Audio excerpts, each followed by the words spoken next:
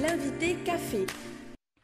Alors un mot d'abord pour vous préciser que dans la continuité des 100 jours du gouvernement, tous les lundis, un ministre viendra nous présenter sa feuille de route et parler de ses projets et de ses avancées. Et pour la reprise donc de cette rubrique ce matin, nous recevons la vice-présidente du gouvernement. Sa parole est plutôt rare quand elle s'exprime, elle n'a pas toujours sa langue dans la poche. Ce n'est pas l'ex-président déchu qui dira le contraire. Ce qui nous intéresse, c'est de savoir aussi quel est son rôle, quelle est sa véritable influence au sein du gouvernement et vis-à-vis du président du pays, Mwetaï Botterson, le président qui lui a confié également les portefeuilles de ministre de la Culture, de l'Enseignement supérieur, de l'Environnement, du Foncier et de l'Artisanat en charge des relations avec les institutions. Bonjour Eliane Tevaitoa. Yorana, bonjour, merci de me recevoir et aussi un salut à nos auditeurs et aux internautes qui nous suivent actuellement. Alors, je viens d'énumérer toutes les casquettes ministérielles que vous coiffez, 4 plus votre poste de vice-présidente. Ça fait pas un peu trop? Vous arrivez à être efficace partout ou alors vous déléguez? Comment vous faites? C'est un travail en équipe, mais ce que je voudrais aussi faire remarquer, c'est que je bénéficie de la confiance du président qui m'a mis donc de tels portefeuilles. Bon, c'est vrai que la charge de travail est lourde et les journées sont très longues et finissent tard en soirée et même le week-end. Mais oui, c'est un challenge que je veux gagner pour le bien de la population de Polynésie. Et je suis honorée des fonctions qui m'ont été confiées et je ferai du mieux que je pourrai. Ces fonctions, vous les avez sollicitées, par exemple ces portefeuilles, bien précisément, ou alors non? J'avais sollicité la culture et l'enseignement supérieur. La culture parce que c'est un sujet qui m'a toujours passionnée depuis enfant et l'enseignement supérieur parce que j'ai été responsable d'une formation d'enseignement supérieur, en l'occurrence la formation des étudiants sages-femmes. Donc, c'était les 2 portefeuilles que je privilégiais. Et puis, le président a souhaité que je prenne l'environnement ainsi que le foncier. Mais par contre, les relations avec les institutions, c'est aussi un choix que j'ai fait pour assurer une bonne coordination avec les élus de l'Assemblée et avec le président de l'Assemblée. Alors, c'est la première fois qu'une femme occupe ce poste de vice-présidente au Fénois. Alors, comment vous concevez votre fonction de vice-présidente? Vous n'avez de compte à rendre qu'au président? J'ai des comptes à rendre au peuple, avant tout, et bien sûr au président. Parce que si nous sommes sur ces sièges-là, c'est que la majorité de la population nous a fait confiance. Et donc, il y a ce devoir de rendre compte à la population et de tenir compte aussi de ses desiderata. Il vous arrive d'être en désaccord avec Mwetaï Botterson? Sur des sujets mineurs, et puis nous avons une liberté de parole, nous échangeons et il n'y a pas de souci à ce niveau. Mais ce qui compte, c'est de pouvoir travailler en toute confiance avec lui et j'estime que c'est ce que je fais. Je n'ai pas ma langue dans ma poche. Quand il y a quelque chose qui ne me convient pas, je le lui dis et je pense qu'il en tient compte quand même. Alors, la priorité de votre gouvernement, rappelé la semaine dernière le président Botterson, c'est d'abord améliorer la qualité de vie pour tous, lutter efficacement donc contre la vie chère. Le président a rappelé la baisse de 5 francs des hydrocarbures à la pompe, la stabilisation du prix de l'électricité. On attendait, cela dit, plus d'annonces que cela. Par exemple, sur le front de l'emploi, sur les grands travaux, on est un peu resté sur notre faim. Il faut que vous sachiez que nous prenons l'année 2023 en cours. Je trouve que le fait d'avoir tenu déjà sa parole, la parole donnée devant le peuple, de supprimer cette taxe soi-disant sociale, c'est déjà un énorme pas. Et viendront par la suite, au niveau des différents ministères, différentes propositions pour améliorer le sort des Polynésiens. Alors, vous coiffez plusieurs ministères, on l'a vu, dont celui de l'enseignement supérieur. Lors de son face-à-face avec les Polynésiens la semaine dernière, le président Botterson a été interpellé par des étudiants notamment. Je vous propose de réécouter une première question, celle de Heiani, relative à la condition de vie des étudiants en général. Vous pourrez réagir tout de suite après. Avec le coût de la vie qui devient de plus en plus cher, certains étudiants ont du mal à s'en sortir, et je suis désolée de le dire, mais au point de se prostituer.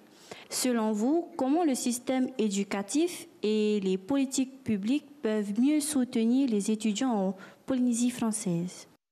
Ah, c'était Heyani, étudiante. Alors, être obligée de se prostituer pour pouvoir manger ou payer son loyer, c'est juste pas possible. Mais c'est tout simplement intolérable, surtout en tant que parents, grands-parents, quand on entend ce genre de discours, mais on se dit, mais où allons-nous à ce train-là, que nos propres étudiants soient obligés de se prostituer, mais c'est quelque chose qui ne devrait pas exister.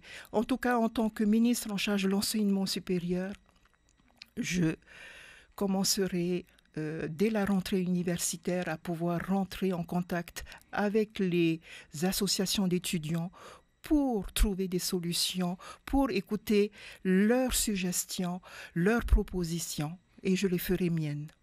Alors, le président du pays a évoqué l'augmentation, par exemple, des bourses. C'est une des pistes ? C'est effectivement une des pistes, mais il ne faudrait pas non plus tomber dans l'excès contraire. Par le passé, beaucoup de bourses ont été octroyées à des étudiants, notamment des bourses majorées, avec la condition qu'à l'issue des études, les étudiants diplômés travaillent pour le pays. Or, on se rend compte que très souvent, cette clause n'a pas été respectée. Donc, si l'on met en place des bourses, ainsi que des bourses majorées, il va falloir, à mon sens, être strict également sur la contrepartie, c'est-à-dire que les étudiants puissent travailler pour leur pays avant tout. Gagnant-gagnant, quoi. Voilà. Parce qu'aujourd'hui, la bourse, elle est de combien pour un étudiant ?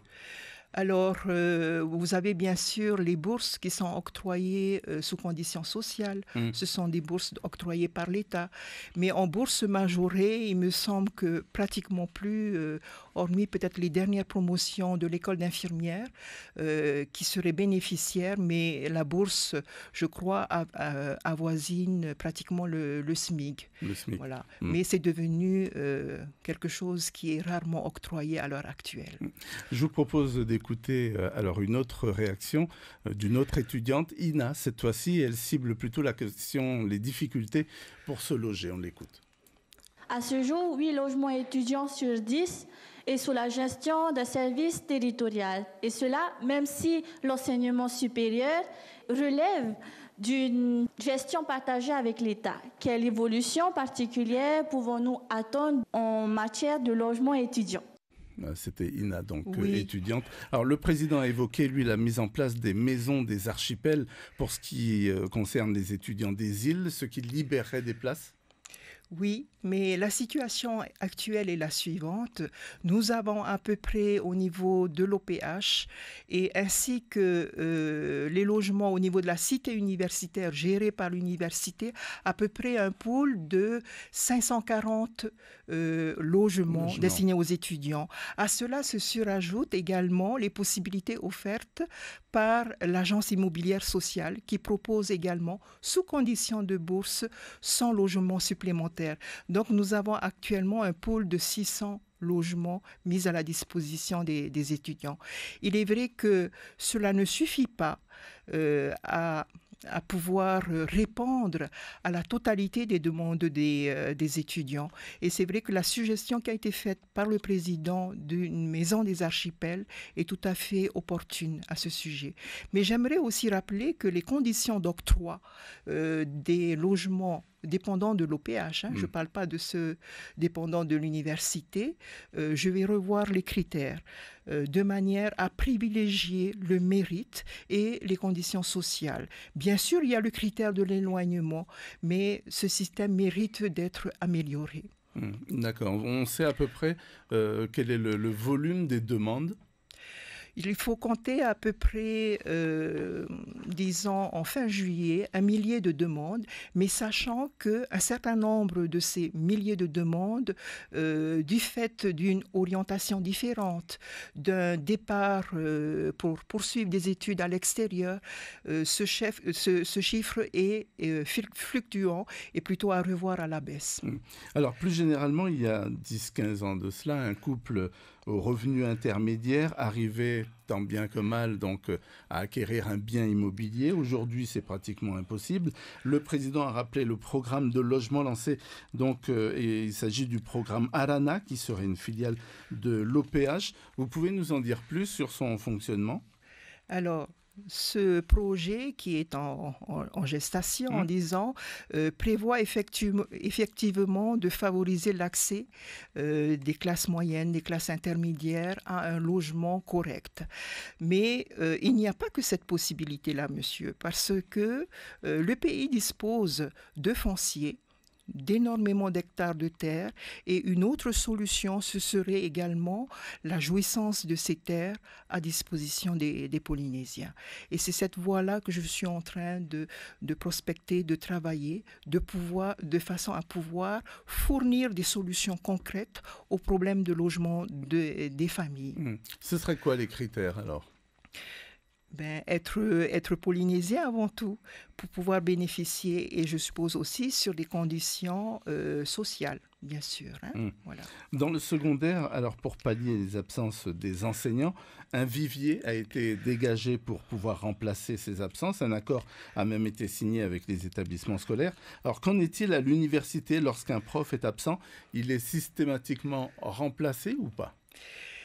Écoutez, monsieur, vous me posez une question, ce serait plutôt au président de l'université auquel vous devez poser ce genre de questions. Mais j'attends en fait la rencontre imminente justement avec la direction de l'UPF au cours de la semaine, et également la rencontre qui sera prévue avec les étudiants pour voir si ce problème-là est évoqué, en particulier par les étudiants. Alors, on a parlé dans nos journaux du problème de foncier, d'indivisibilité. Aujourd'hui, c'est un problème que vous prenez, j'imagine, à bras-le-corps. C'est de l'ordre de votre compétence. Oui, parfaitement. Il y a des situations où, tant que les terres demeurent indivises, nous sommes assurés que ça reste au niveau d'un même clan familial. Mais il y a également des Polynésiens qui demandent à sortir de l'indivision. Oui. Il existe déjà, depuis l'ancien gouvernement, un dispositif qui s'appelle l'AISI, mais peut-être faudra-t-il l'améliorer encore plus pour aider les Polynésiens à sortir de l'indivision et à favoriser surtout, quand il y a des jugements au niveau du tribunal, de faciliter l'enregistrement et surtout la transcription des actes de manière à sécuriser justement les actes relevant du foncier. Puisqu'on parle du foncier, alors du côté de Wainé, il y avait eu, alors, je ne sais plus si c'était un projet ou un complexe donc hôtelier, et il semblerait que, alors en creusant, donc on ait trouvé des vestiges qui ont ensuite été revendus par le propriétaire. C'est quoi cette histoire ? Alors, je pense que vous parlez d'un complexe hôtelier qui est présent et qui est implanté dans l'île depuis déjà quelques années. Effectivement, l'engagement à l'origine par rapport à ces terrains où se trouvent d'anciens vestiges dans le sous-sol était au départ que le propriétaire ne touche pas justement au sous-sol.